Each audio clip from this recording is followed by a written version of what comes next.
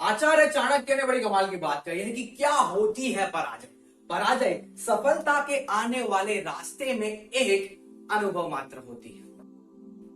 मैं उमंग Prajapati, public speaker. आज लेके आया हूं बड़ी कमाल की कहानी, एक ऐसी कहानी जो हमें जीवन जीने का तरीका सिखाएगी दोस्तों। बने रहेगा, कहानी में पक्का कुछ मैसेज मिलने वाला है।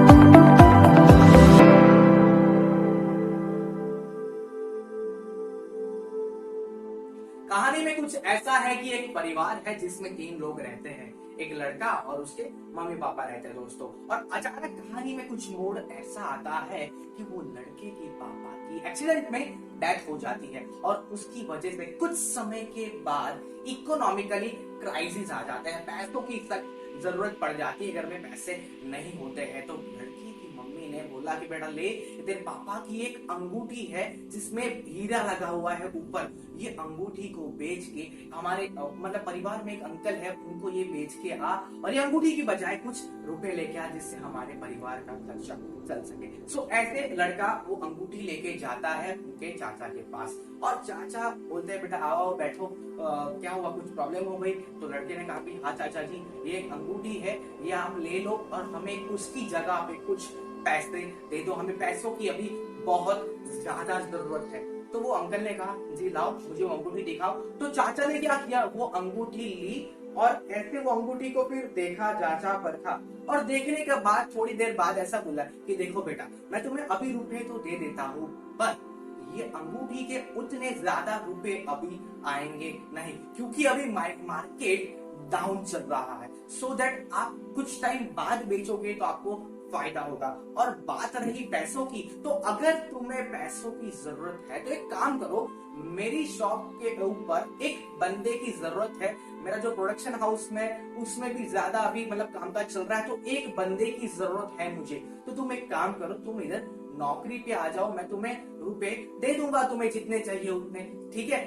तुम मेरे यहाँ पे नौकरी कर लो और उसके बदले में मैं तुम्हें रुपए भी दे दूंगा। तो ऐसे लड़के को दोस्तों काम भी मिल गया और धीरे धीरे लड़का उस चाचा के पास रह के अच्छा खासा काम सीखने लगा था। कुछ टाइम बाद लड़का ऐसा हुआ कि उसको कंप्लीटली सारी जो चीजें थी वो कैसे होती है, कैसे कामकाज होता है, वो सब पता चल गया था। तो कुछ समय के बाद लड़के को फिर याद आया कि अलमारी में वो अंगूठी रखी है, चलो वो चेक कर लेता हूं, क्योंकि लड़के को अभी पता चल गया था कि हीरो को कैसे जांचा परखा जाता है, वो लड़के के अंदर उतनी एबिलिटी आ गई थी। तो एक बार अलमारी में काम कर ही रहा, कुछ देख रहा था तो अंगूठी निकाल के देख लिया और ऐसे जो मैग्नीफायर होता है उससे अंगूठी को देखा तो तब पता चला अरे ये अंगूठी तो नकली है।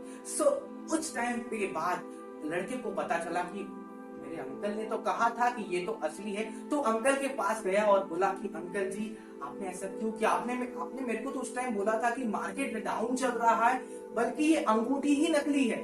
तो लड़के के अंकल ने कहा कि बेटा देखो ये अंगूठी नकली है, मुझे उसी टाइम पे पता चल गया था, लेकिन अगर मैं तुम्हें उस टाइम पे बोलता कि ये अंगूठी नकली है, मैं तुम्हें पैसे नहीं दे सकता, तो तुम्हें ऐसा लगता कि मैंने तुम्हारा साथ नहीं निभाया है।